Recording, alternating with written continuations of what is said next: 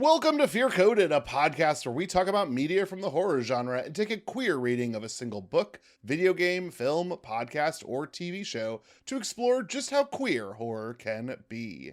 You thought themes were a thing of the past, but think again. Like a killer returning to terrorize a small town on a significant date, this month, love is in the air and blood is on the floor. For it is Valloween, a celebration of romance in horror, all February long. And to kick us off, we are discussing the iconic 1981 slasher, My Bloody Valentine. I'm David. I'm Marilee. And I'm Tyler. And we want to thank all the bats in our belfry for being part of our amazing community by supporting the Fear Coded Patreon. Thank you to Will, Knight of Cups, Doug, Jacob, Alyssa, Blake, Puckish Rogue, Tyler, Derek, Maureen, and John. Now, before we start cooking hot dogs for this Valentine's Day party, I want to check in with my co-host to see how things are going for them in a landscape of horrors that our real world has to offer. What's making y'all scared, or what is making you feel prepared? I am gonna go first, and guys, I gotta tell you, I'm real scared. I'm really scared. Is it? I'm just gonna put out. I'm gonna put out an ESP moment here, Marilee. Is it weather related? It is weather related. Not to exactly date when this podcast is being recorded, but Ted Cruz just left the state that Marilee lives in, which is a 100% sure sign that she is a comin'. Oh boy! I mean, listen, ice is already here, and it's a real bummer because there's very little I can do about it. Those motherfuckers are all over the place. It's driving me fucking crazy. But that's not the thing that I'm talking about. Different ice. You're talking about the immigration and customs enforcement. I was talking about frozen water. Yes, no, frozen water is what's currently has me scared. Okay. I just throwing it out there. Hey, if you work for ICE, if you know somebody who works for ICE, stop listening to this podcast because I personally hate you. Yeah, fuck all the way off. Fuck all the way off. Yeah. Don't listen. Don't get joy. No, you don't deserve any joy. Fuck all the way off. You do not. And moreover, specifically, you do not deserve our queer joy. Go home and sit in an empty box, you fucking loser. Anyway, no, I mean the weather ice is really fucking scaring me. There's gonna be an ice storm. I don't know how bad it's gonna be, but Ted Cruz has of course fled the state because he's a fucking coward. I can't believe we reelected him. I mean, I didn't, but we collectively. It's gonna be bad. Marilee, do you have the supplies that you need to make it through the next few days? Do you feel like you at least have that going for you? I do. We have plenty of food. We will be able to like have water and stuff should we lose water and things. But I'm a little concerned about like losing power, obviously, because during Snowvid in 2021, I lived at a different location. I was on the same power grid as a hospital, so I never lost power. But I moved and now I no longer have that assurance. And I'm just a little scared. Yeah. And by a little, I mean, I'm a little, I was talking to somebody and I was like, yeah, it's going to be a big deal, but it's hopefully not going to be that bad. And I got the news that Ted Cruz had gone. I was like, oh no, it's going to be so bad. It's like the Jim Cantori arriving to your state, but of evil. Yes, exactly. Yes, of evil. Oh, Marilee, I wish that I could send, I was going to say Nick Frost. That is a totally different person. What is Mr. Frost? What is the name? What is Jack the Frost? Human name? Jack Frost. Jesus Christ. You've been out of this country for too long, David. I know, right? Just seeped out of my head. I lost all my Rankin Bass. It just came out. I wish that I could banish Jack Frost so that he was not laboring your precious power grid under the threat of winter weather. Our grid just sucks so bad, and there's no reason for it. There's no reason, but it just is like this. Everything in Texas is simply like this, and I simply have to survive. Can't depend on that big federal government. No.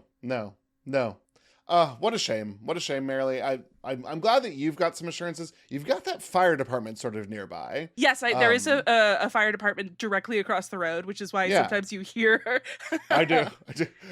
Listeners have as well. I do my best to get it out, but if it's going by while Marilee's talking, you've heard the fire truck. That's just how it is. Those inconvenient fires have been getting in the way of our recording time.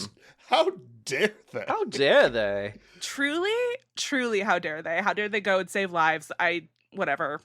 The nerve. But, yeah. The nerve. What about you, Tyler? How are you feeling? I am also scared. For the same reason.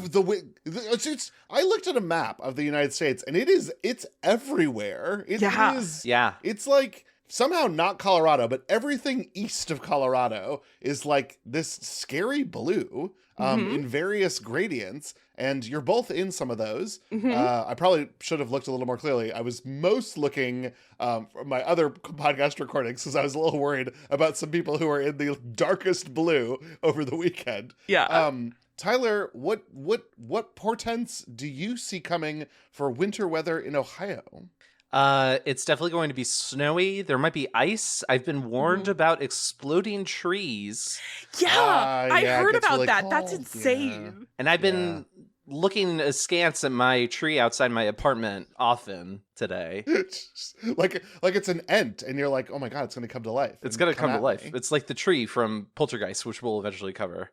Ooh, I've seen Poltergeist, and I know that tree. And that tree kind of does explode in that movie. It does, but yeah. Not from cold weather, though. No, this might explode from cold weather, but I'm really hoping it doesn't. Thankfully, we're more prepared for a snowmageddon. Unlike poor Marilee in Texas. We kind of deal with this more often, even though Columbus doesn't normally have any like really major winter weather to like make things bad. But Marshall's off this weekend, so we're gonna huddle up and just wait for this to pass over. I'm just trying to like find the right place somewhere between hurricane prep and not sweating it is where I'm trying to find myself right now. Yeah. And I keep on wanting to lean more towards hurricane prep, but hurricane prep is a lot worse. Oh yeah. But it's a little hard to hear the term exploding tree for the first time of your life. Yeah. And not want to like grab some 2x4s and be like, what's going on here? This dead tree will protect me from the attacking tree. Oddly, it is true. Oddly, it is true because the dead tree can't hold water like the living tree can, and that is the problem. Yes. Well, that is one of the things that I was very disappointed didn't make it into that Jake Gyllenhaal disaster movie. Oh, The Day of Tomorrow. Oh, The Day After Tomorrow. The Day After Tomorrow. Thank you. Yeah.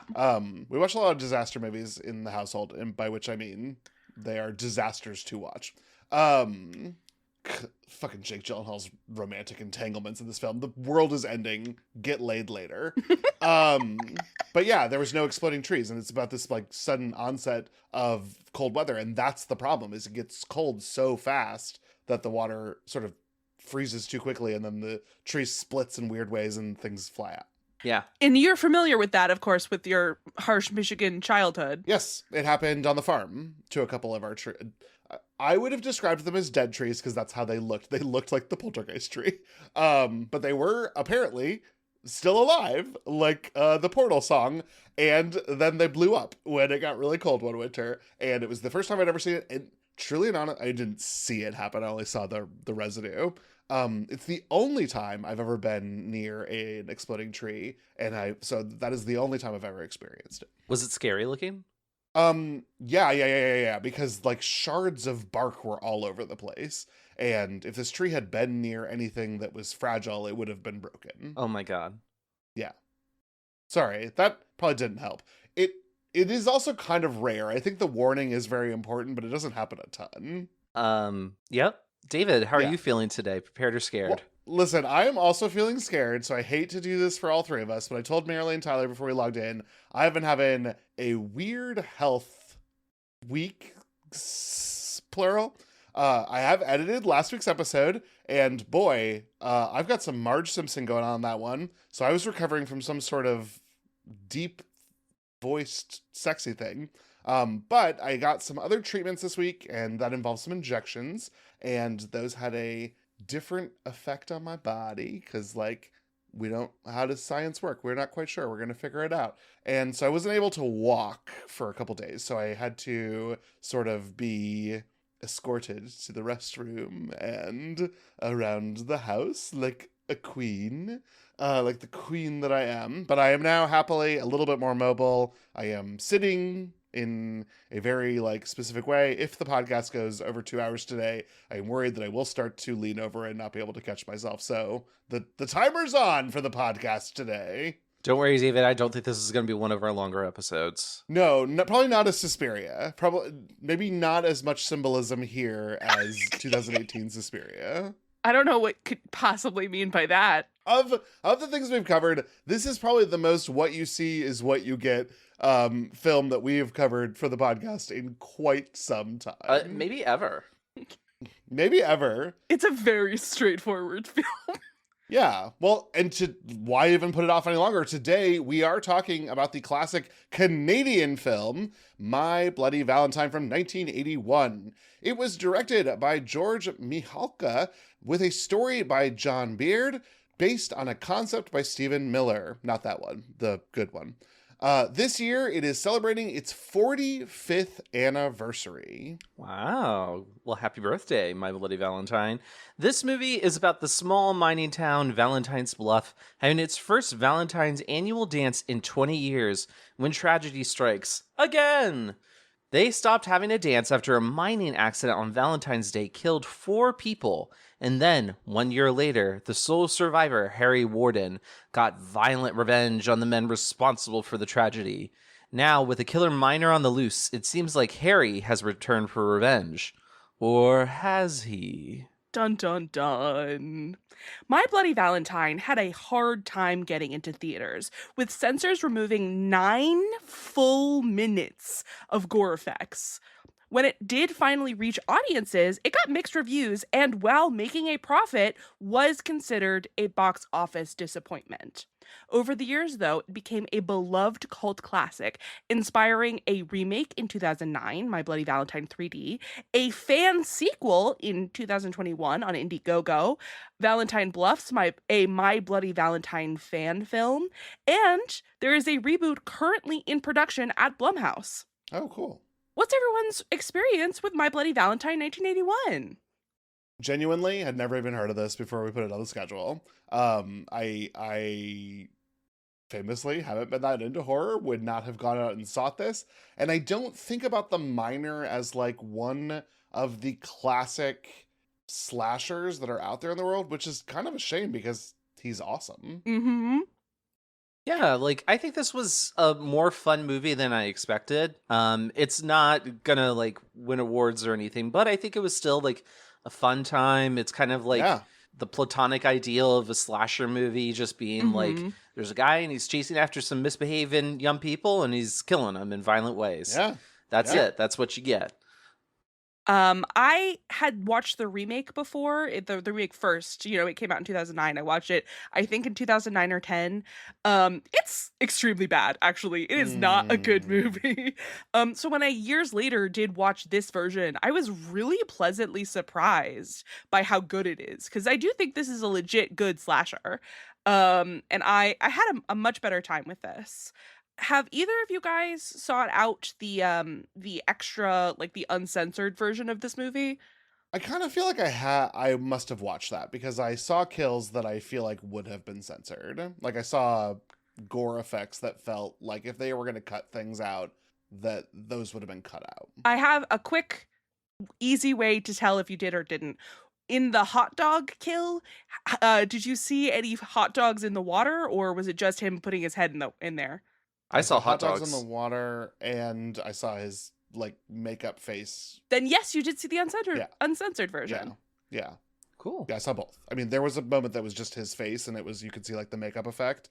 But like at one point in time, there's like eyeballs gouged out. Yeah, the eyeball is another easy way to tell. Yeah. I think I watched. I just have to assume because of some of the like more intense gore effects that if they cut 9 minutes out, I think I saw those 9 minutes. You sure did. I made sure to watch the theatrical edition because I thought for sure that that's what you guys were going to watch. Very disappointed that I couldn't. I didn't let myself have the treat of the really good effects then. I really liked the effects, and you could still cut 9 minutes out of this film. So find a different 9 minutes, I would say. Yeah. Truly. There's perhaps too much going on in this movie. Yeah. But I watched my version on Canopy, which is provided by my local library. So shout out to your local library. Watch movies by getting a library card. Yes, and I watched it on the Internet Archive. I love that for you guys. Just a big I got the, internet library. Yes, exactly. The Shout Factory put out a 25th anniversary edition that I got at Half Price Books a couple years ago. Nice. Perfect. Oh God, I miss Half Price Books. Same. It's a good. I love that store. Oh, I feel so sad. All my books are there. When I left Texas, I went to a Half Price Books and I just left them all there. It's like goodbye books. Did you get any money, or was this just an act of charity? A lot of them were an act of charity. They were like, we don't care about your social work books. These aren't going to resell. And I was like, someone will buy them. Yeah, I know exactly what you mean. Well, goodbye to David's books and hello to our themes.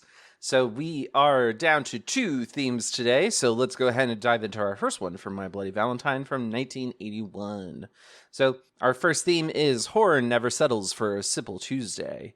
People like holidays, so it makes sense they would be a popular setting for horror movies. There's something about them, maybe the stress of a group of people trying to spend time together they usually wouldn't, or the expectations of the holiday itself. But when tensions rise, it's very satisfying when the blood starts to spill all over the gathered cast. This is so fascinating to me. I think I've talked about this on pod before, but one of the podcasts that I listen to is called Screen Drafts. They draft 7 movies with a theme. And one time they did holiday horror, not Halloween, not Christmas. Mm-hmm. And I had to go back and look. My Bloody Valentine did make the list, but I don't remember them. Sometimes when they talk about what films they're picking, I add them to my watch list on Letterboxd. And I didn't add My Bloody Valentine based on their conversation. So it feels like it must have been lower in their conversation or whatever, and just didn't grip me the way that other things did. Mm-hmm. This is famously where they're also like, oh yeah, well, Jaws is a holiday movie because it's about the 4th of July, and I felt so stupid. And I was like, well, duh, I would have picked that too. I'm not, because when I went into listening to that, I was like, what horror happens on Thanksgiving? There needs to be more. Pick other holidays. Arbor Day. Exploding trees. Arbor Day could be The Happening. Could be. The Happening? Don't. Oh, the one with oh no, yeah, I hate that, Tyler. It's such a good movie that is wrapped with so much bad movie. Yeah. The core of that movie is so good. Because they're like killer trees. Or are they? Who knows? But it's so bad. It's so bad. Mark Wahlberg. Oh, get out of here. I know, Terrible movie, terrible choice. But we're not talking about that movie. Instead, we're talking about this movie that is just okay. Yeah, exactly. But yeah, I think it's kind of fun to do Valentine's Day. Mm-hmm. I mean, it's a little bit of there's only so many holidays in the year that they're going to focus on. Valentine's Day is a fun one. I thought it was kind of interesting that this was not really based off of unrequited love or a broken heart or anything like that. It was more the town is hanging out for a Valentine's Day party, and people wanted to party too much, so they didn't do their jobs. I do like the writer's room being like, okay, My Bloody Valentine. Mm-hmm. It's on Valentine's Day, and we're gonna set it in Valentine Peak or whatever Valley. Valentine Bluffs. Valentine Bluffs. And I was like, no, this is too much. It's too much Valentine. Yeah, I definitely feel like they had the title My Bloody Valentine and worked backwards from there. However, That's fine. That's fine. You can do that for some things, but it was maybe just a different town name would have been, because this is why I think this is a hard movie to sequel, because it's too much. And it's hard for this to break out. The miner can't go to Manhattan. He must be in Valentine Bluff, or he could go down to Valentine Valley, or the Valentine nursing home. But there's just not enough more to do here. And that made it kind of unique and singular, and that was kind of cool. Mm-hmm. But I like what you're both talking about. There was not like it otherwise wasn't really about Valentine's Day. Just it was sort of in name only. I think it's set really at Valentine's Day, but it does not care about the tropes of Valentine's and the heart and love and stuff. I mean, we do have like bloody hearts, and that's fun, and then the upside down hearts, and then there's decorations, but that's really about it. It's kind of like the whole argument about like, is it a Christmas movie or is it a movie that takes place on Christmas? Right. This definitely is like a horror movie that takes place on Valentine's Day, not a Valentine's Day horror movie. Right. Hear me out here. I have like an even grander big brain theory for you. Okay. I think this is part of a series of movies that are about labor relations. Yes. Okay. Because it is the laborer that suffered when the manager, the bourgeoisie, went off to go have fun and left the poor miners to suffer and die, and then one of them go mad from cannibalism, you know? And I think we could add like Norma Ray to this list of movies. Silkwood, that's another one. I think these are all part of the same conversation. I thought you were going to make a pitch that this was like a Christmas Carol, because like this is Bob Cratchit down in the mines going crazy, and Scrooge was like, I'm going to go to Mr. Fezziwig's party or whatever. Alas, the young people are too annoying and don't really fit in with the whole. That is true. The whole framework. Yeah, my boys, there are, spoiler alert for this whole podcast recording, there are a lot of boys in this film. And we got a team Edward, we got a team Jacob, and then the rest of them are just there's just men everywhere all the time on the screen. Except there's one person that David There's one person. We probably should have warned Marilee before we started recording that this will be a 90-minute recorded love letter. No, to Hollis. don't worry. The first time I put this movie on after we started, like we knew that it was coming, and I was like, okay, I'm gonna watch this. I think it was the first time in like 3 or 4 years that I'd seen this movie. This certain man pops up on the screen. It was like, oh my god, David and Tyler are gonna have such a crush, and so I knew the whole time. Don't worry. Yeah. Okay. Good. Yeah. Because valedictorian from the Arbogast School. Oh, agreed. And it took me a while to watch this movie because I kept going back and screenshotting pictures of this man. I love you guys so very dearly. I need you to know that. I need you to know that when I was watching the movie yesterday, I messaged David. It just said, like, I'm in love with this man. You did do that. A, that's incredible. B, very hurt you didn't do it in the channel that I'm there also, so I could not share in your joy. I thought about it, but I didn't want it to have just like a spam of thirst, just in case. I did not look up Keith Knight, by the way, but this is the actor who plays him. Famously also was the voice of the White Rabbit in the Care Bears adventure film. Oh. Well, all right then. Okay then. All right then. Well, our next theme is small. It's all 80s. Well, we'll say that. It's all part of it, like an 80s thing. Our second theme is small town slashers. So Valentine Bluffs is a very small rural community that depends on the mine for stability and employment.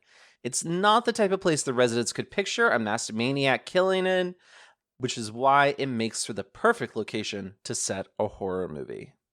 Yeah, we talked about this briefly. Like, this is set in, or at least filmed in Nova Scotia, and is crewed and presumably full of Nova Scotians and other Canadians in the cast, with all very, relatively mild to very strong Nova Scotian accents, which are very unique, and I don't think I've really ever heard on film before. Yeah, but the film wasn't actually set there, right? This was just sort of a nondescript mining town. I think it was like a nondescript mining town, but I think Nova Scotia is like a heavily was heavily mining and resource-based economy. Because there was Kate Beaton, who did the Hark a Vagrant comics. I don't know if folks remember those, but she wrote a comic about her time working in oil sands in Nova Scotia. That's called Ducks. That was really something I always wanted to read. But I'm getting off track here. Yeah, this is set in like presumably Nova Scotia or some nondescript rural area of Canada. And I thought that was actually like really unique. I think it felt different than something that's set like in Appalachia, which I think would be like the closest like analogy to it.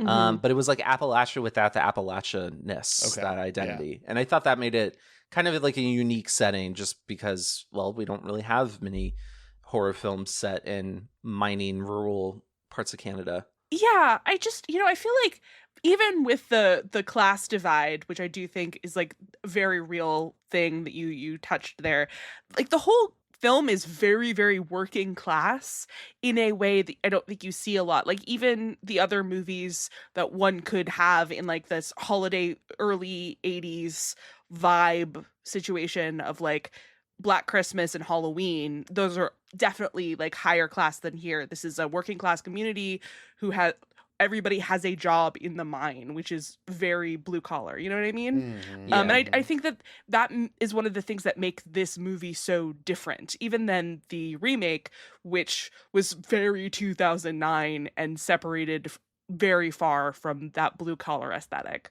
Yeah. Yeah, it's funny when they were walking, at one point in time, Sarah is walking around town, and I was like, oh my God, is she on the island from Midnight Mass? Like, that's just what it felt like. It felt very, it just felt rural and like isolated. Yes. And I think that's important. That's important for the story. And that was true in Midnight Mass. It's true here in My Bloody Valentine. Yeah, because the Midnight Mass was also a small working town because they were all fishing instead of mining, but definitely the same sort of vibe and feeling. Yeah, for sure. Oh my gosh, we're done with themes. That's it. It's not a deep movie. I tried really hard, but I couldn't think of a good third theme. This is not a deep movie at all. It's not a deep movie, but we do have to ask some questions about the movie, regardless of its depth. Whether we're in the kiddie pool or we're diving in an Olympic swimming pool, we must ask one of two questions that we ask of every media that we cover for this podcast. The first of which is it horror? Were you scared watching this film? Does it belong in a conversation about horror media? Yeah, there were a couple jump scares that got me. I would not say I was very afraid of this movie. No, the miner is a very methodically, he's going to come and get you, but he's not, he's not supernatural. Yeah, he's very much just a guy with a pickaxe and an axe to grind, one could say. But yeah, here's what I'll say about it. Like, this had all the horror tropes. Like, there were mutilation, there was gore, there was a man who looked directly into the camera and said, "You kids will be sorry." Like, I was like, Friday the 13th, yes, bring it on. Yay, here we are. I definitely feel like this is horror. I mean, I'll reiterate one of the points I made earlier. I am surprised that the miner isn't more of a staple in the world. I think the costume for the miner is very good. I think it's an effective horror costume because it hides who he is. It's Ghostface-esque in that anyone could be the miner. It's got sort of, we do miner POV, only very, very limited, which is kind of a bummer because when it happened, it was awesome. Yeah. But then we were doing like Darth Vader sounds because he's like breathing through an apparatus, which was that fucking rocked. It was giving me like moaner energy. It was kind of cool. The director did specifically say the one movie he took inspiration from was Black Christmas with the moaner. So nicely done. Yeah, good. Wow. Oh my God, it's happening. I'm becoming a horror person now. We got him. I see the sinewy tissue between all of these things as it is tumbling dry right in front of my eyes. Yeah. Let's just say My Bloody Valentine is kind of directly on the nose, especially if you're watching the uncensored version, like Chibi Gorin. Yeah. And a pickaxe to the chest happens a couple times, and it's a pretty awesome way to go. And I think good job film. Love is in the air, but then again, so is this ad. If you want to enjoy an ad-free listening experience, you can join the Fear-Coded Patreon at patreon.com/fearcodedpodcast. For as little as $1 a month, you get access to early and ad-free episodes on your very own podcast feed, and extra bonus content begins at $3 a month. We aren't canceling the Valentine's Day dance, but if you would like to skip ads just like this one, you can join the Fear-Coded Patreon at patreon.com/fearcodedpodcast and support queer artists for as little as $1 a month. But yada, yada, yada, horror this, horror that. To be unfear coded, you have to be more than just scary. You have to be queer. So let's look at this movie through the lens of queer theory. Can we find any queerness here? I mean, I found it in like the second scene, which was like all these men in a fucking shower together, but and then that was over. Yeah. It's a very straight movie. It's very straight. Yeah. Unfortunately so.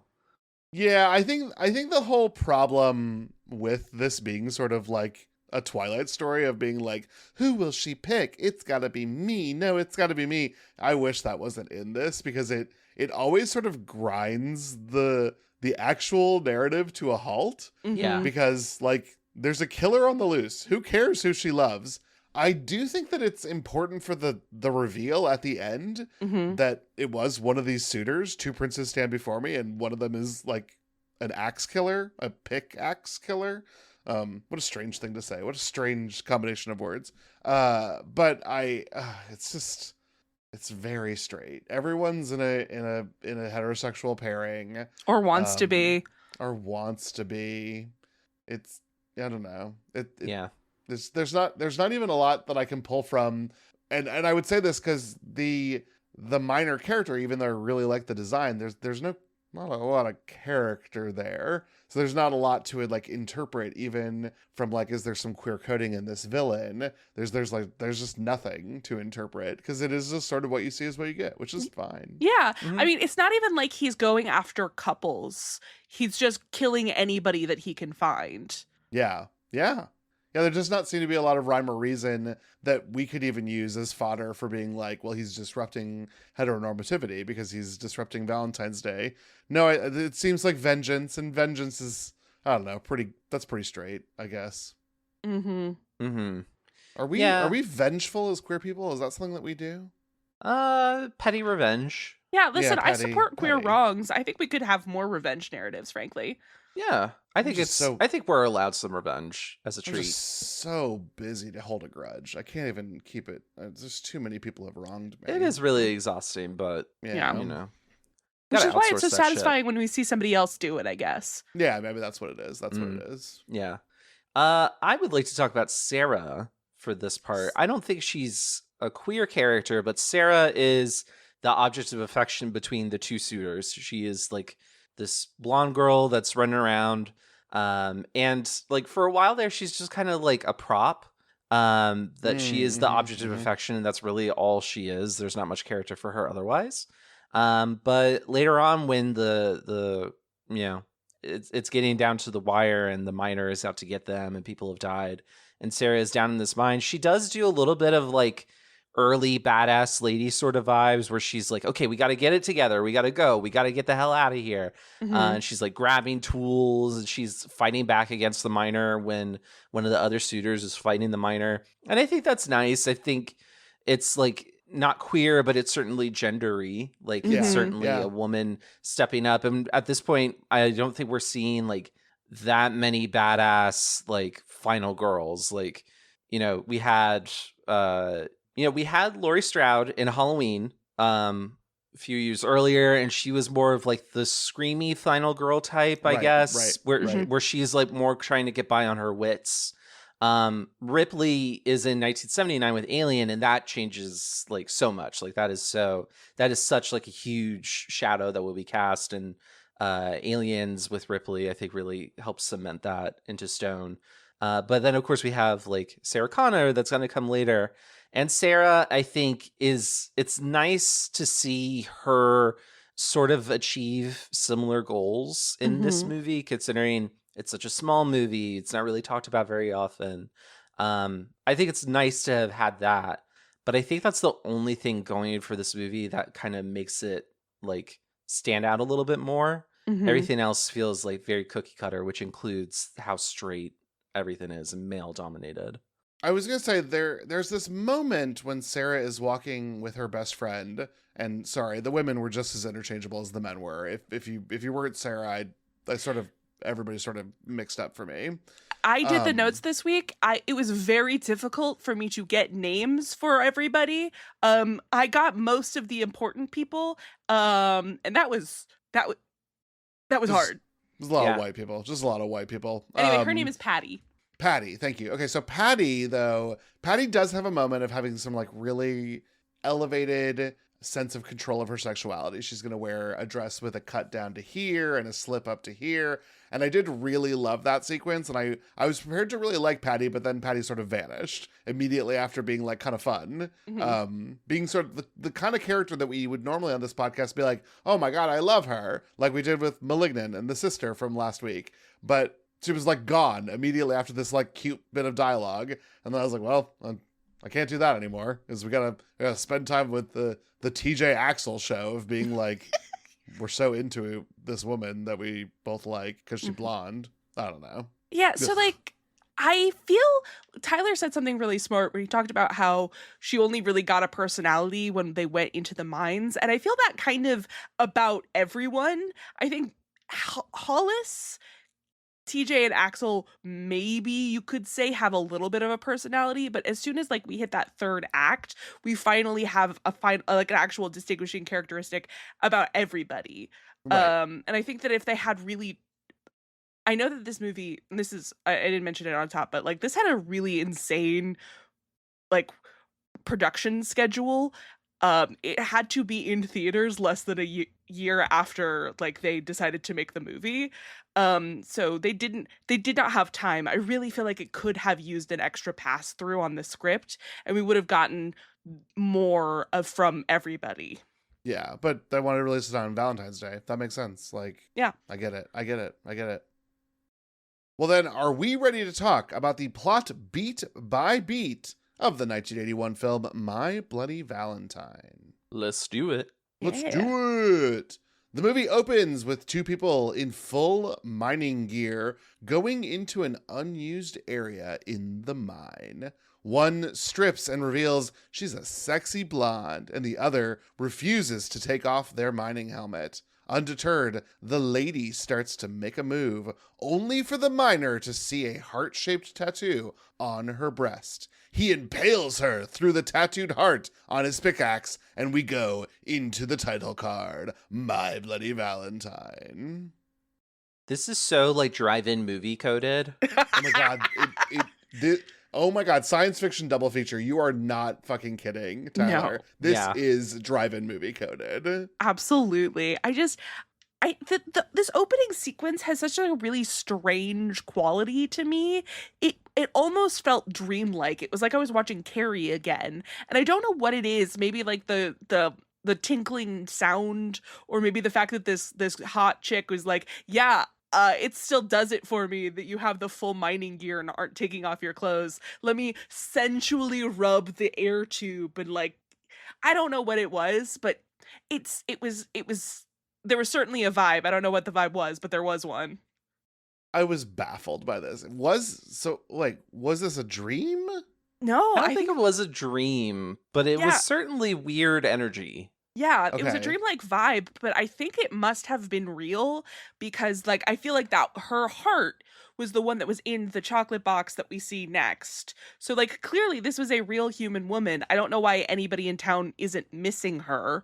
But I do think that she's a little bit older than our main cast of characters. Like, I think Axel is supposed to be 25.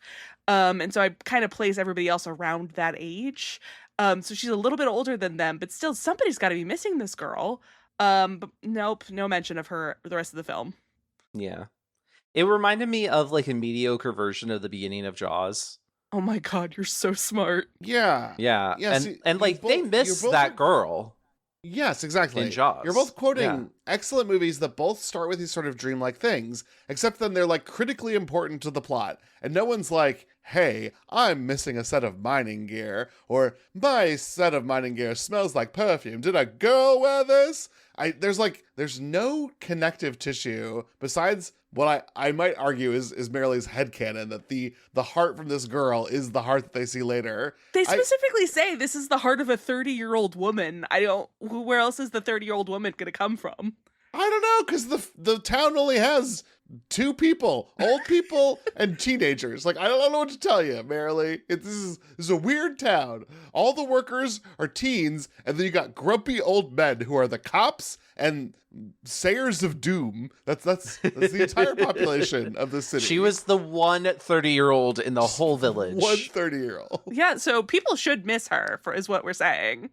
You know what? I'm kind of thinking about it now, Marilee, and like, I think that dreamlike quality of it, part of this felt a little bit like a old porn in that beginning. God. Yeah. Like the vibes kind of feel like, oh, this is like the start of like an old like 70s, 80s like porno. Yeah. Like she's like doing weird motions with the mask, and it's shot in that weird like dreamlike way that like I think from what I've like seen clips of on TV in the past is meant to be kind of like old 70s style porn, like a deep throat sort of vibe.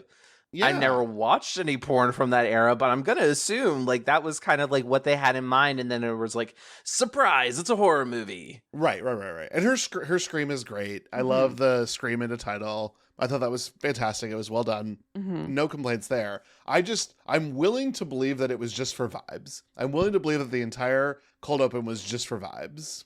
I think it was like I think it happened because I agree with Marilee because that's the plot, but the way it is shot is just so strange. But I feel like we also have to remember we got to take things at face value with this movie. True. That's true.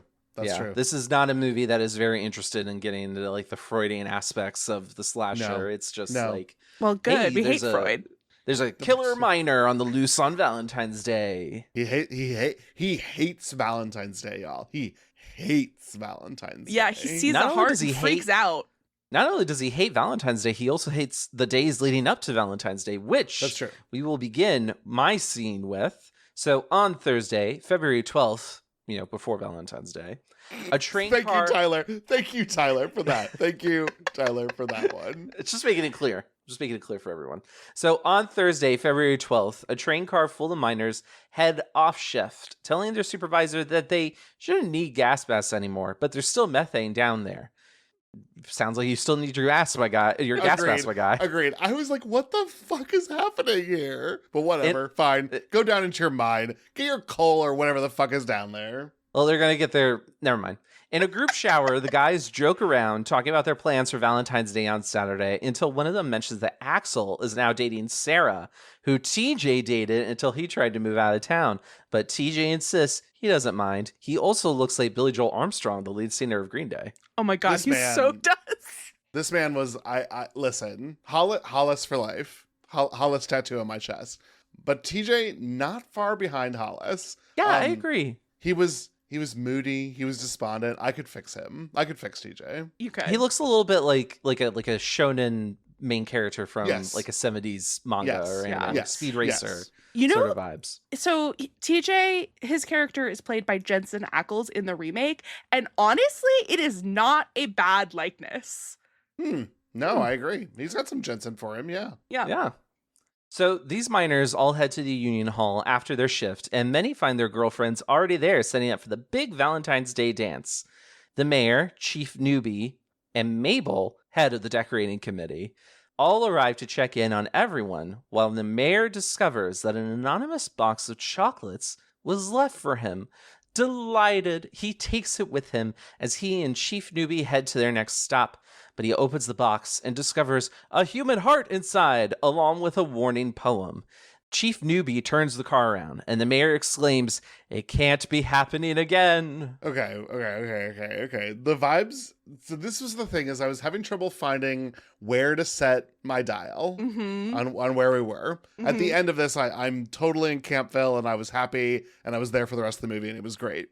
But at first, I was kind of like, what is happening here? Are we sort of doing like, these guys are all in danger? Is one of them the killer? Does it matter who these people are dating? There's sort of a fake scare when they show up to the Union Hall. There's a lot of this end media race, like this kid who does the fake scare, the shocking to see the word mayor in this scene description, merely, because I was like, oh, all the old dudes are cops. It's fine. Just deal with it, David. Great. So the mayor is like, how dare you make fun of this? And there's like some good aside with Mabel, like maybe there's a good reason there hasn't been a dance in 20 years. That all is delicious. Mm-hmm.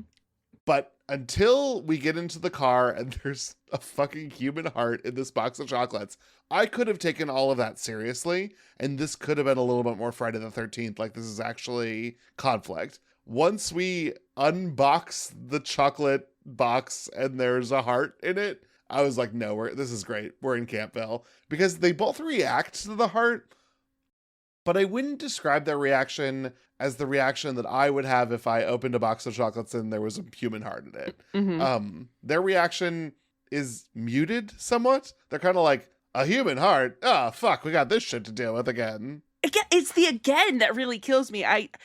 The first time I had seen the original movie, my original movie, excuse me, I saw was the remake. And so like I knew that there was some sort of killer, minor, whatever, but like the way that they kept going about it was like a really delightful unwrapping of a surprise. And then the human heart, not again, let's not talk about the business 20 years ago. They're just so tantalizing, like with the mystery. I really enjoyed that, frankly. And I'm gonna be honest, he might not be the mayor. I just kind of assumed that he was, because he's not in charge of the police. He's either the mayor or the owner of the mine, one of those two. I don't know. You got old dudes, young dudes, and a dude who warns of doom. Yep. Those are your men. That's all you got. Yep. The two dudes that are in love with Sarah, I think we've already touched on this, so I won't go too much into it, but it's such a chore. This whole plotline is such a chore. Mm-hmm. It feels like a lazy way to try to build out characterization, and there's not much there to begin with. So it's just kind of like trying to put a hat on air. There's just nothing really there. There's nothing there. Yeah, for real. There's nothing there. The characters themselves, you're all right. They're generic, typical for the time period in the genre. I do think that the chemistry between the characters is actually very good. And I do want to give them credit for that. Because I think it's a good cast. They just had nothing to work with. Yeah. No, the we're all eating dinner on the Nostromo is working for me. Like the sort of them all being together works. I buy it. Mm-hmm. It's when they have like individual motivations that don't ever seem to be built out that don't work for me. Just have them be like, they're all gonna die individually. Like, this needs to be a little bit more like Saw and a little bit less like I have to give all these people individual things. Make the kills inventive. Show me that, and I don't need to know their backstory. One of them is like a trickster. He's like always telling jokes and stuff. I don't care. I don't know which one he is. I get them confused. I know who TJ is. I know who Axel is, and I know who Hollis is. That's all I need. His name is Howard. Yeah, he's gonna die. So it's true. He is gonna die. And it's honestly not even one of the better deaths. Sorry, no, Howard. his is pretty poor. I hate to say. Yeah. Apparently the actor was really lovely to be around. Again, I had the Shout Factory DVD. There was a lot of interviews with the cast on it. He apparently died tragically of brain cancer. And so they asked... Oh, no. Yeah. And so they asked everybody that they were interviewing if they had any memories of him. And every person said the absolute loveliest things about him. Apparently, like, the jokester nature of his character was very in line with his own personality. So he was funny. He made everybody happy to be around him on the cast. And he was also just very generous and giving. And that's all really nice to hear. Absolutely nothing for the character, though. No, the character was completely forgettable. Yeah. So at the bar, an old miner tells the legend of what happened 20 years ago. On the night of the Valentine's dance, 2 supervisors snuck away early to join the rest of the town at the dance and left 5 men down below in the tunnels. They didn't check the methane levels before they went, and there was an explosion burying all 5 men alive. After 6 weeks of searching, they found the men, or what was left of them. Oh my Harry God. Warden was driven insane by what happened to him, and a year later he escaped the mental institution to get revenge on those two supervisors, killing them and putting their hearts in chocolate boxes. He left a warning to never have another Valentine's dance ever again, with the old miner swearing that Harry comes back every year looking for someone to kill. Nobody believes him. This old man. This old man. Old man.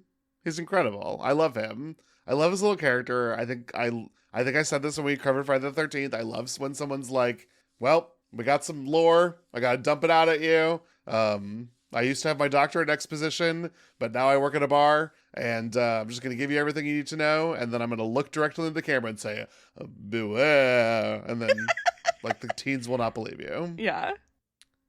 Those troublesome teens. They never do. Are you, like, I know that you keep calling them teens. I fully thought they were all, like, 22, 26. Oh, yeah. I mean, they are, but for all intents and purposes, they're also just horny 16-year-olds. Like, I just, like... That's just, so real.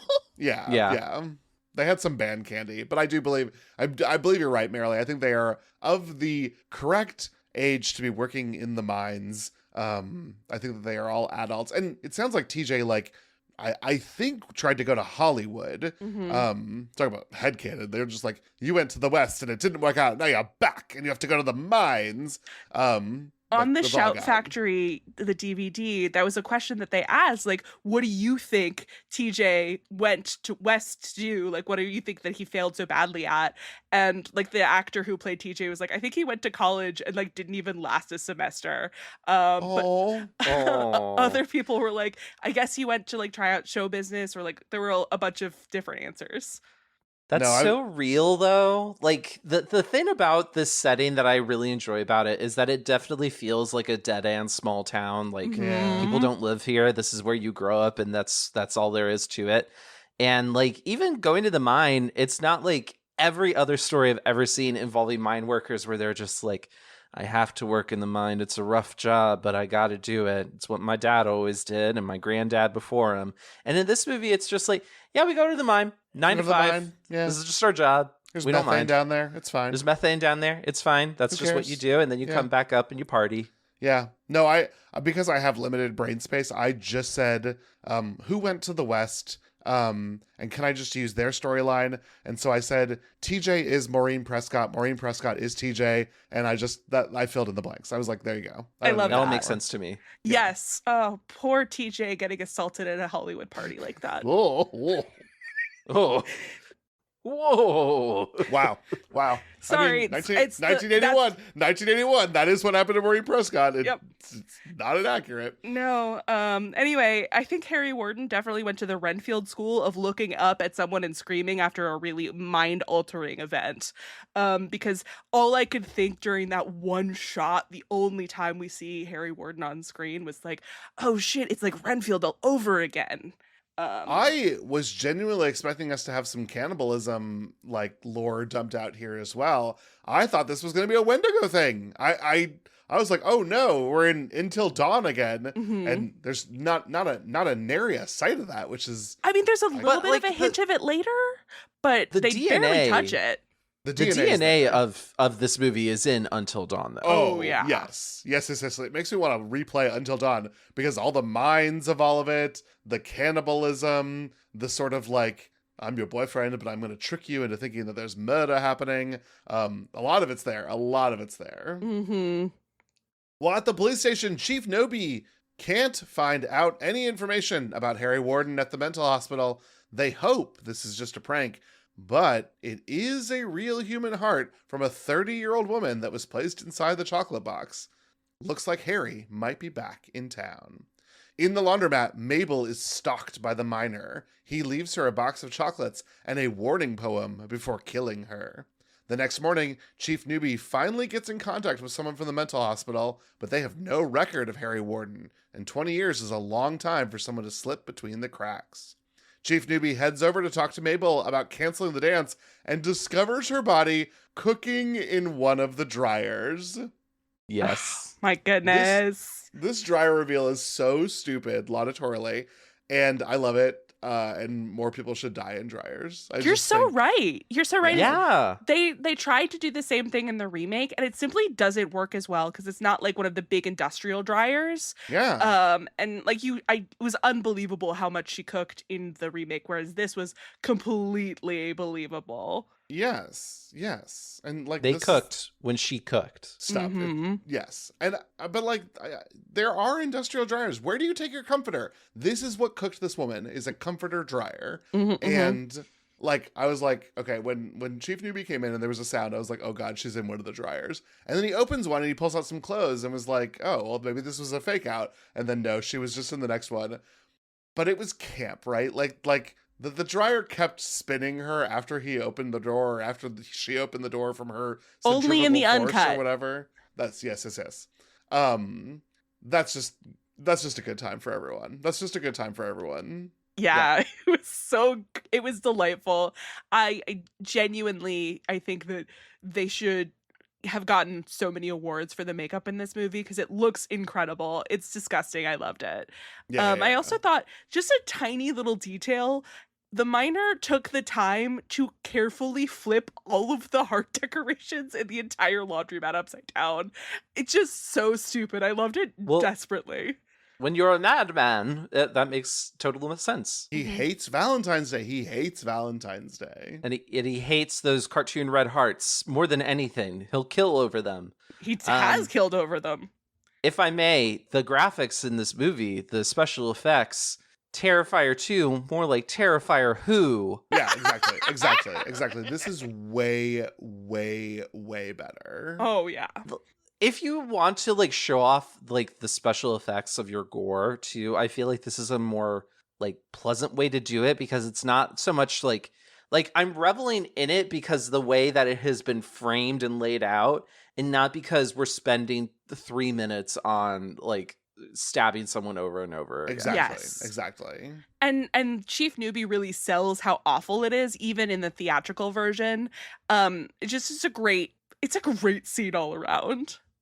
The way he notices the smell first, I thought was cool. That was clever, because I don't think that comes up as often in these kind of like slasher movies, where it's more like, what's that sound? Not like, what's that smell? That's a really good point, Tyler. Like bodies smell. Yeah, especially hers. Yeah, because she's cooked. I think it's because we can't smell it, right? There's no smell-o-vision just yet, Marilee. Yeah, so movies aren't as interested, but it makes so much sense for the lived reality of the characters. Totally. Before we move on, there are some non-plot important stuff, so we didn't touch on it. But there are a couple of scenes in this section that I just really want to shout out. Because again, there's not a lot of depth happening for the characters. But even still, there's a really great scene between Patty and Sarah where they're going into their grocery store job. Which has the scene that David mentioned with like Patty talking about how her great dress and how she is so excited about Valentine's Day. As well as like there's a scene with all of the young men at like the junkyard, I think. I don't fucking know, but they're all hanging out, and there's a great scene between TJ and Hollis where they discuss the Axel situation and how like TJ left, and they're really great character builder moments for what little character we get for these characters. Yeah. Was this when they were in the junkyard just like, I don't know, doing whatever? Yeah. I liked I liked the filming in the junkyard, because it was that horror, ooh, something's gonna get you, but it's just guys being guys, you know? Yeah. That's exactly it. I will also say, since I forgot to mention this when we were talking about the old miner at the bar, but next to the old miner is this Thomas Wake looking motherfucker. And like, he's going to go tend a lighthouse in a little bit. What the fuck was up with this guy? Unanswered questions. It's just like you said, David, this place is it's full of cranky old people and 20-something young people. It was like a lot of costume and makeup for like a character that doesn't speak and is just there for like vibes. I think that, you know, this was a real town they filmed in. Probably they had real people who were extras. Maybe this is just a guy who looked like that. Oh my God. Yeah. Well, you're dead now, but call me from 45 years ago. We're gonna invent time travel just so you can hook up with this man. Well, no. If I'm going back to the filming of this set, I have eyes for only one man, barely. I'm hopping aboard that time machine. Yep. And I will compete with you for his love, just like TJ and Axel compete for Sarah. There's plenty of Hollis for all of us. So true. Well, at the mine, tensions between Axel and TJ continue to rise until they almost get into a fight down below. Chief Newbie and the mayor decide to cover up Mabel's murder to prevent a panic, but cancel the dance, much to the disappointment of all the younger crowd. After work, TJ brings Sarah to their old spot to try and talk. He begs her to take him back, and they share a kiss. Oh, how tender. Later at the bar, the old miner swears that Mabel was killed by Harry Warden, but the younger crowd are only sad about the canceled dance. TJ suggests having a Valentine's party at his father's mine instead. That night, the old miner breaks into the mine to try and set up a scare for the kids tomorrow when the real miner kills them. Yeah, for a second, the film becomes Footloose. Because these kids just want to dance. And John Lithgow won't let them. It's so weird that the dance is so... But I guess it's a small town. This does matter, right? Yeah. Yeah. It's just... Oh, God. Now I'm thinking about, like, how this movie and Footloose are the same movie. Very similar. Way more similar than you'd think. Give John Lithgow a pickaxe and it's the same movie. Speaking of pickaxes, I just want to throw it out there. The old miner repeatedly laughing at his own prank, just like opening the door, laughing, closing it, opening it again, closing it. And then to get got by the miner in the exact same manner as like his prank. That was cinema. That was poetry. I laughed so hard. I fucking love that shit. Well, let me tell you, Marilee, I had no idea that this was the same guy from the bar. I was just like, it's another old man. Who is he? It doesn't matter. It could have been the cop. It could have been the mayor. I don't know. I was just like, okay, it's an old guy got got. I did like how he got got. He got got. This was the one where it went up through his eyeball, right? Yes, in the uncensored. That was excellent. I really appreciated that. An uppercut with a pickaxe. Amen. Do more of that. Yes, for sure. This one was, if I'm remembering from the interview with the director, and like the special effects people, this kill particularly had a hard time getting through the censors. And at one point they were like, you have to cut another frame. And he was like, we have cut all of the frames with the effects. You are reacting to the noise that it is making. I cannot cut anything else. And it just insane. Well, I thought that this was fun. So I don't know what those censors are so worried about. So fun. They're wrong, and they're probably dead now too. I hope they are. Fuckers. Those fools, we are better because we are alive and they are dead. Yes, exactly. Exactly. Silent majority my ass. I just wish the movie kind of had this sort of tone like more often. Mm-hmm. Yeah, I agree. The movie feels so self-serious, and like the campy elements are there. Because I agree with you, David. I think so many of the elements to this movie are campy. I just don't think it was intended to be campy is the problem. Mm-hmm. And if they had leaned into it, I think it would have had more fun. Yeah, because even pickaxe through the eyeball is a little bit more of a scary movie death than a scary movie death. Like it's almost such a heightened campy gore way to die that it doesn't feel serious. And so I imagine, I didn't watch it because this was not gonna garner a multiple watch through for me, but I bet if I watched the censored version, I probably would have thought that this movie was taking itself even more seriously, because all the gore effects seem to amp up the camp to me. Mm-hmm. Yes, totally. At one point in time, I just took a ton of screenshots of Hollis. And maybe it was here. Maybe I should have written down when it was. At one point in time, he breaks up a fight with TJ and Axel. That's later. Okay. Well, that was very sexy. That was my heated rivalry. Yeah. That was great. Mm-hmm. That was hot. Oh, don't really worry. Anytime he was on screen. Yeah. Listen, I mean, get ready to move those collars aside and fan yourself, because that's coming. Oh, let me tell you. And he's got a hat, listeners. He's got a hat that says, lick my, and then there's a picture of a donkey. I would obey that hat. Yeah, same. All right, so it's Valentine's Day at last. The town isn't celebrating at all, but that night, the young folks break into the mining lounge and start setting up their own party. Because it's Footloose. Why? Yes, exactly, because it's Footloose, and you damn children. Listen, they didn't know that there was a killer on the loose. They thought But the they party. did. No, they didn't. They thought the party was canceled because Mabel had a heart attack, and everybody was like, "We can't have the party without Mabel." I do. No. I think it was like out of respect of her death. They were like, "Oh, we can no longer dance out of respect." Yeah. That was weak. You should have just told them that she was murdered. It would have solved a lot of problems, but it's fine. At the police station, Chief Newbie gets a Valentine's chocolate box. At first, he thinks it's from Harry Warden, but it's really just chocolate sent by Mabel before her death. Saddened by this, Newbie decides to go check out the mines just in case, and discovers a different Valentine's Day box at the front doorstep of the police station with blood dripping from it. Newbie is shocked at the love note saying that he didn't stop the party. At said party, a young man tries to get a hot dog from a pot that's cooking on the stove and has his head shoved into the boiling water. In the main room, Axel and Sarah get into an argument. TJ makes things worse, and Sarah walks away from both of them. So the men get into a physical fight. Hollis breaks them up, and Axel grabs a beer to walk it off. All right, there's so much here, but let's start with Chief Newbie in the station, because I do think that this was a moment it was a very nice moment of acting, because he's like, oh no, a chocolate box, and then there's chocolates inside. He's like, oh yay, chocolates. And then he reads the note and he's like, oh Mabel, I didn't save you, you're dead now. And so it was a range of emotions. Mm-hmm. I don't think it actually served anything particularly well, outside of the fake out that like chocolate boxes also have chocolate in them sometimes, and then led to the chocolate boxes in front of the station. But I did like a moment of seeing like emoting on screen. Yeah, this is where he earned his and the actor's name that I don't remember as Chief Newbie in the end credits for sure. Yeah, that's true. There were a couple of those that I was like, wow, we're naming a lot of people in these credits. Must be like big time Canadian actors from the time, I guess.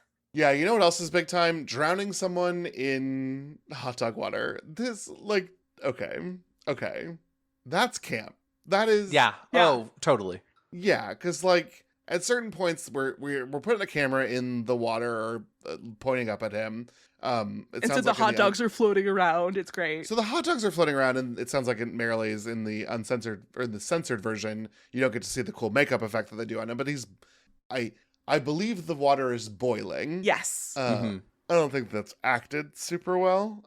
Sorry, hot dog water guy. I just thought you were being waterboarded in hot dog water, which is by itself kind of horrifying and cool. But that boiling would have added an extra layer to this. I don't know. It was just kind of, but just on its face value is kind of campy. To me, it's like dying by being drowned in boiling hot dog water is like a Cards Against Humanity pull that you would have. Like that's that level of like words put together that form something that is cohesive. Yeah. It's also the queerest thing to happen in this movie. Because the dog's in his face. Yeah. Yeah, he's got a whole bunch of meat in his face. Yeah, probably in his mouth because he's drowning.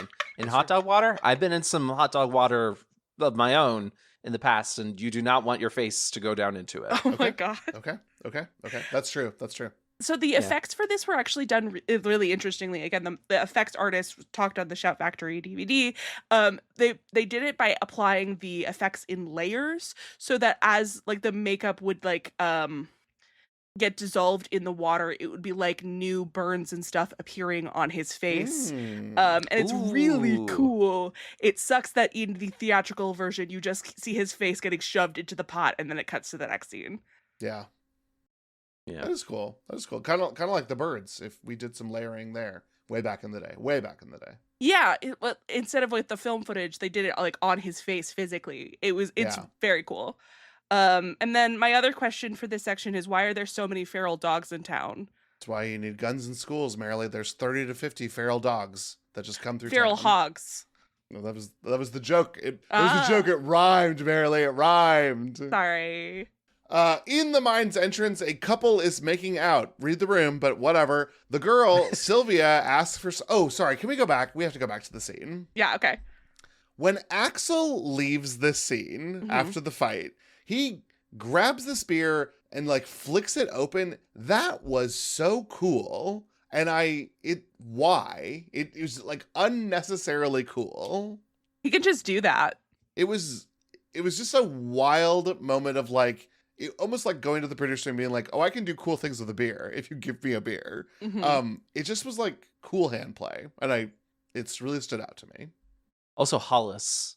Also. Yeah, no, this is the scene where he's very hot. I know. For your consideration. Yeah, he breaks up the fight. Hollis. Yeah. Yeah.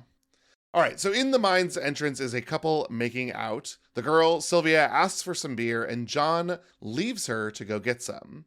In the kitchen, some girls find a heart in it with the hot dogs, but assume that someone put it there as a prank, while John narrowly misses seeing the dead body that the heart belongs to in the refrigerator, I think. Yes. While she's alone, Sylvia gets killed by the miner. John comes back down and discovers her body mounted on a shower head with water coming out. I can't. That was so funny. Chief Newbie arrives at the mines and gets a call on his radio from the hospital where Harry Warden was institutionalized, but we don't hear what is said. We only see him turn around and speed away. Patty, Hollis's girlfriend, convinces him to bring them down to the mine to cheer Sarah up. It's like a roller coaster ride. Mike, Harriet, and Howard decide to come with. TJ objects, but Hollis promises they'll go down and then come right back up. Of course, once they get down there, they decide to take a quick look around, and Mike and Patty separate from the main group. Mike and Harriet. Sorry, Harriet is Mike's girlfriend. Sorry, that was my... Again, the women are very These are interchangeable people. Yeah. And that's what I want to point out. Yeah. By this point, there is simply too much going on with too many people across different settings and locations. And they're all congregating in the mine, and they're all doing different things in the mine, and it's all different parts of the mine, but all of the mine looks the same.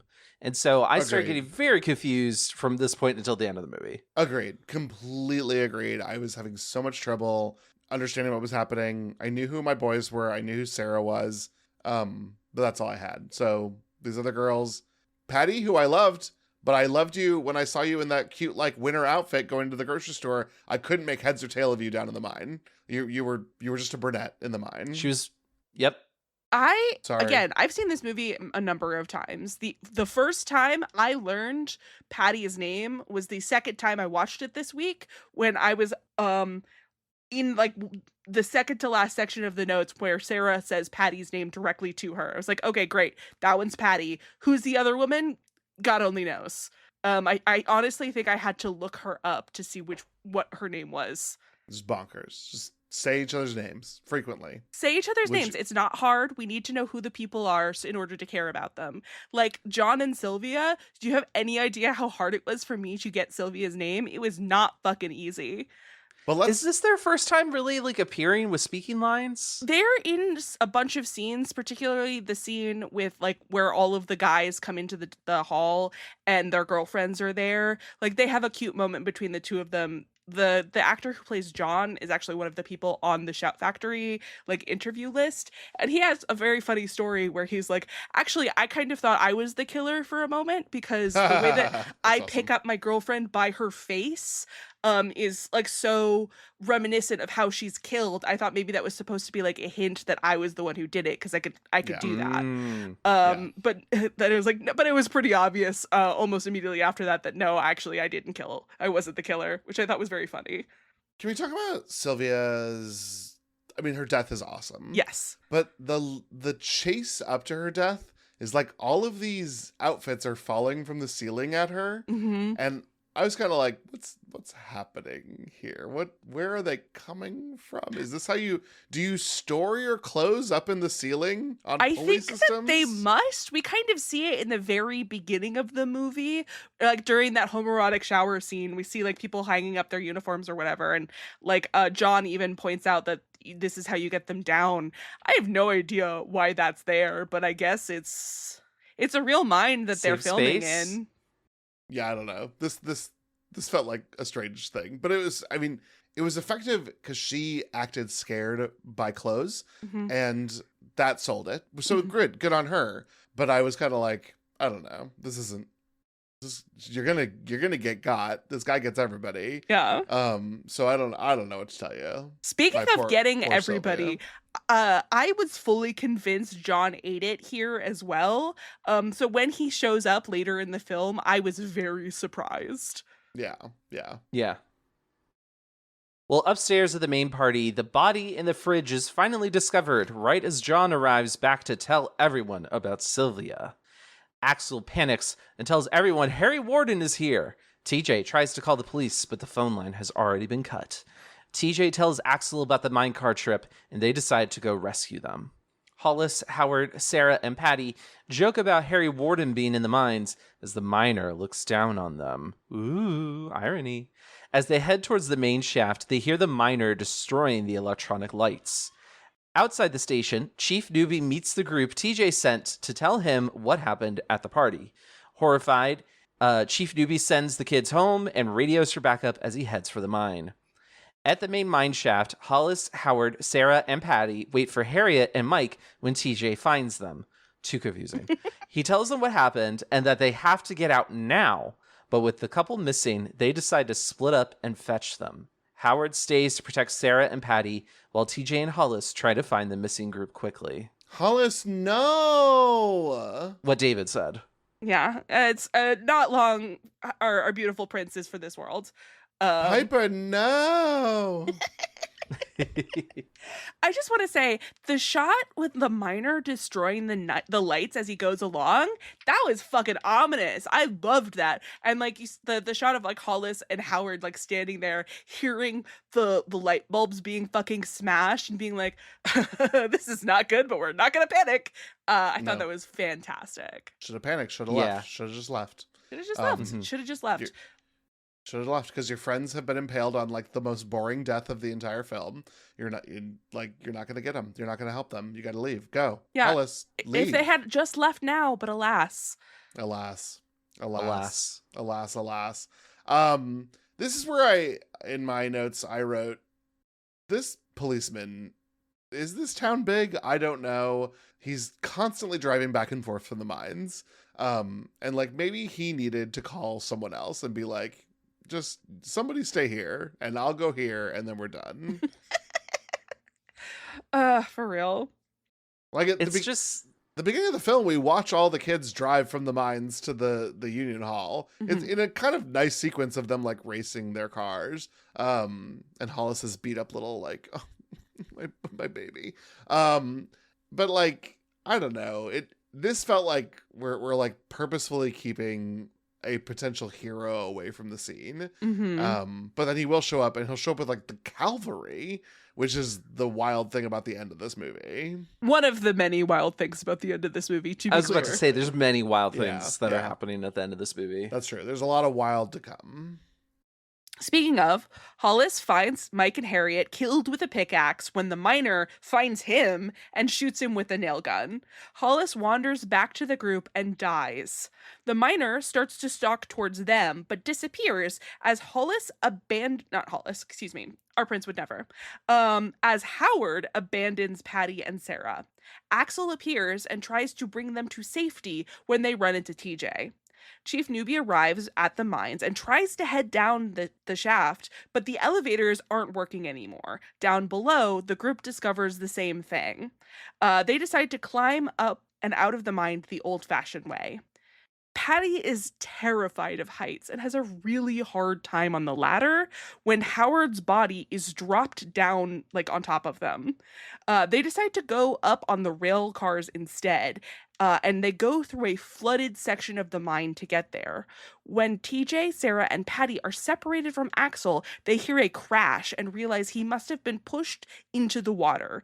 There is no way to rescue him in the water this deep, and they have to go on without him.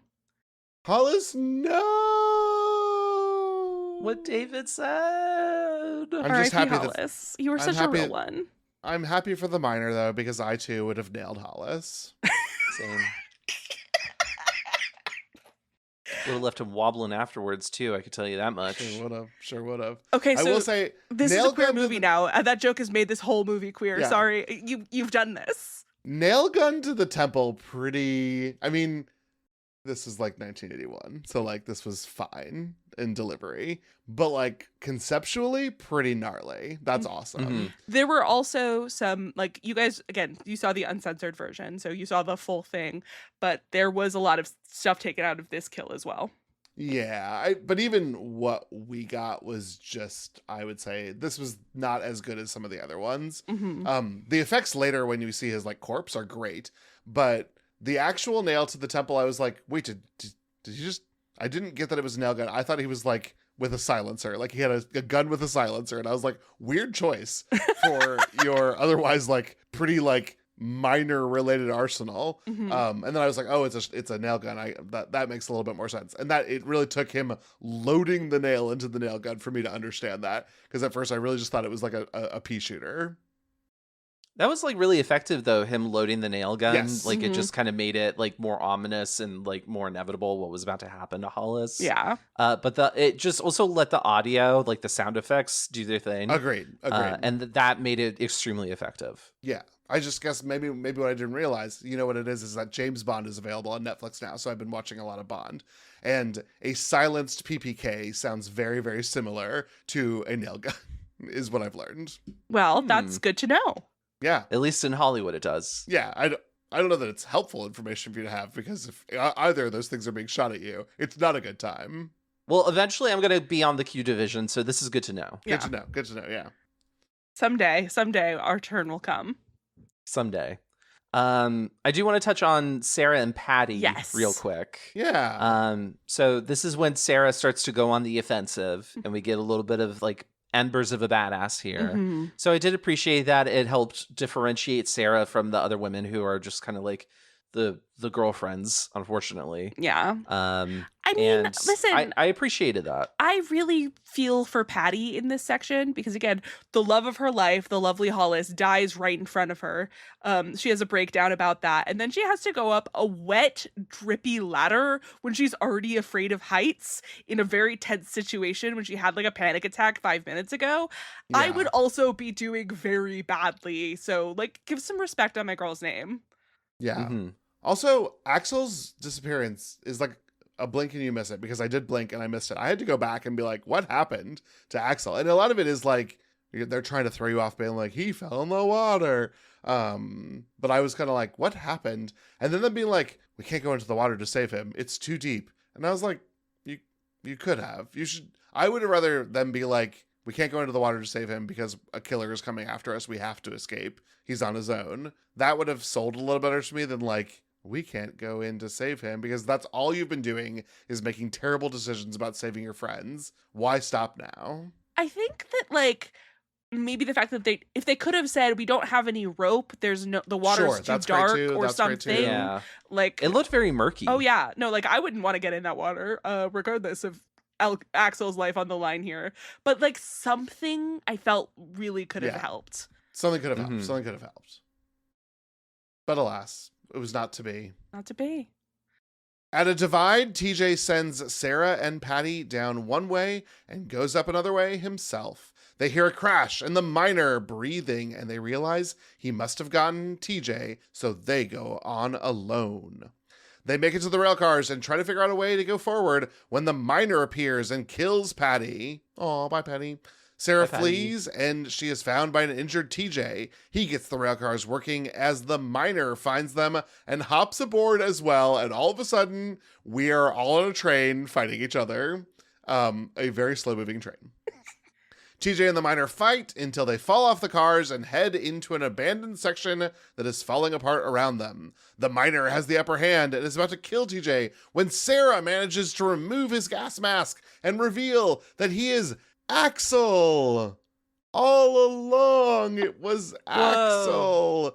And we get the motivation for that because we see a flashback revealing that Axel's father was the one murdered by Harry Warden 20 years ago, and he saw the whole thing, which traumatized him in like a proto-Dexter scene where he's like a baby with blood on his face and he like sucks his thumb. It's kind of creepy. I liked that. The mineshaft collapses on top of Axel while TJ and Sarah escape, running directly into Chief Newbie and his volunteers, who reveal Harry Warden died in the mental hospital 5 years ago. As the volunteers try to free Axel, they discover he cut off his own arm to escape the collapse. He flees deeper into the mines, clearly crazed, calling out to Harry, threatening the town, and singing to Sarah, calling her his bloody Valentine as the movie ends. So the Axel reveal. The Axel reveal. I kind of figured there was going to be some sort of reveal of the Miner. I don't know that I was there. There weren't a lot of characters I recognized, so Axel was kind of the only one left. I for a lot of the movie, I was ready for it to be, I guess, Chief Newbie or the mayor, one of the old guys. I was ready for it to be an old person, but it was not. And yeah, I don't know. He was crazy looking. I liked that. Yeah, Yeah, he did a good job acting like a crazy maniac. Yeah, in this scene, it was legit. The Axel surprise really got to me, especially since I saw the remake first, which, spoilers, actually has it where TJ is the killer. So, yeah, so I wish they had given more hints in this film that it was Axel along the way. If only just mention even one time that Axel's dad was one of Harry Warden's victims. Even once would have been enough. But I'm honestly not mad at the reveal. I think that it's perfectly cromulent. It's definitely a 1981 movie, but it's fine. Yeah, it's fun. Yeah, it's okay. You know what I do love, though? Sometimes. Yeah. You guys. What do you love, Marilee? You guys, you're so fun and delightful, and I love my co-host. But I also specifically love the Harry Warden folk ballad that ends the movie. It's fantastic. It's very Gordon Lightfoot, so and weird. I just it's so weird. You hate it? No, I don't hate it. It's just such a this movie takes a lot of weird swings. It's got that. You know what it is? This is like music at the end of horror movies in the 70s and 80s is weird to me. Mm-hmm. This was giving big, strange strange pop music track at the end of Wicker Man. It was kind of like, where did this folk song come from? Is this everyone knows this? Are we all okay? Cool, whatever, great, yay. It was a bold choice. I also thought of The Wicker Man, which was famously also a musical. So I kind of like that they made their own folk ballad. Yeah. That's fun. Yeah. Put it in there. Put it in there. It adds a little bit of like the urban legend sort of vibes that the Miner has, because the Miner definitely feels like straight up out of an urban legend. Mm-hmm. Yes. It's very much like the Hitchhiker, you know? Like the idea of this character existing outside of the film really goes along with this. Again, they wrote the song for the movie, but if you had just heard the song, I bet you could think that maybe Harry Warden was like, this part was like a real thing. And I think that's neat. Mm-hmm, mm-hmm. Yeah. I just think it's neat. We're all Marge Simpson today. We're all a little Marge Simpson today. So how did we feel about My Bloody Valentine from 1981 in terms of horror or queerness after our conversation? And do you have any other final thoughts for this episode?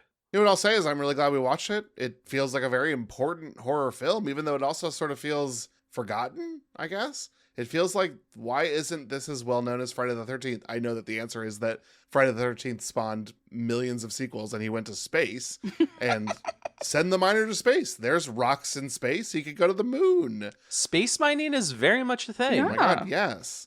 Space truckers are in Aliens. Space miners are in other stuff. Yeah, he could be in that fourth Avatar movie that's coming out to get unobtainium on Pandora. See, I know what I'm talking about. I'm culturally aware. I know what Giovanna Ribisi was laying down in that exposition dump during Avatar. I'm glad we watched it. Yeah, I think the remake sounds terrible. It's not good. So I'm glad Marilee watched it for us many years ago. Yeah, thank you, Marilee. I'm happy to take that bullet for you guys. Please don't watch it. Again, the idea that it's TJ that's the bad guy is interesting. God, it is not good. It is. Let me tell you what. That's the thought that's in the whole thing. I think that this movie is a really solid slasher. I think that this is the kind of movie that could have really easily been like lost to history. But I'm glad it survived the sands of time, and I hope that it has a really happy 45th birthday. It's coming up this month. Blumhouse. Wow. Blumhouse developed this film. Oh, I think they might be, actually. Yeah, Marilee said it earlier. Yeah, it's in development. It'll happen or it won't. Whatever. Well, I thought this was a fun movie. It's a well-executed pastiche of various and better slasher and horror movies of the time. Go see those instead. I think it's fine. It's fun. It's like, it feels like a slasher movie that exists within the universe of a better slasher movie. You know, it just feels like, hey, we're going to go see this new slasher. It's Stab. You know, it's that kind of vibe. That's what this movie makes me think of, because it's just so bland otherwise. But I do love that it's Nova Scotian. How many horror films are from like Nova Scotia or just like more rural parts of Canada that are like really kind of well known in our culture? Not too many. Yeah. Except for ginger snaps, we enjoy ginger snaps enough. So yeah, this was fun. I'm glad we watched it. I think this is a good way to start off our short-lived return to themes with Valloween. Yeah. Well, thank you all so much for listening to this episode. Please remember to rate, review, and subscribe wherever you get your podcasts. If you'd like to be our Valentine, you can follow us on Instagram and Blue Sky at FearCodedPod. But please, no human hearts in our chocolate boxes, okay? We've had enough of that. Not again. Yeah, if you want to give us a gift, you can, of course, support the podcast by joining the bats in our belfry and subscribe to our Patreon at patreon.com/fearcodedpodcast. You can show your appreciation at one of 3 levels. Early and ad-free episodes are available as low as $1 a month, and there is accompanying bonus content starting at the $3 level. This month, we're exploring the endless hallway of Kojima's playable teaser for the Silent Hill game that never was. But that's not all. You also have access to our Fearful Phrases Patreon game. We took January off as part of our winter break, but our December phrase was submitted by Will and merrily snuck in "Oh My Stars and Garters" into our malignant discussion. Fear Coded is a proud part of the Glitterjaw Queer Podcast Collective. If you'd like to listen to more queer media podcasts, check out the full roster of shows at glitterjaw.com. And join us next time as Valloween continues and I prepare fluffy cupcakes for Tyler and Marilee to encourage them to join me as we talk about Doki Doki Literature Club. But for now, we will simply say goodbye. Goodbye.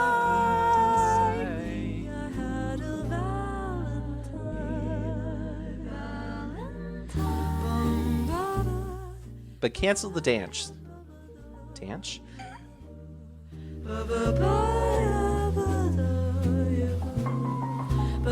Dogs, hogs, bogs. 30 to 50 feral bogs. Yeah, exactly. Call me the bog man. Cuckoo. Watch out.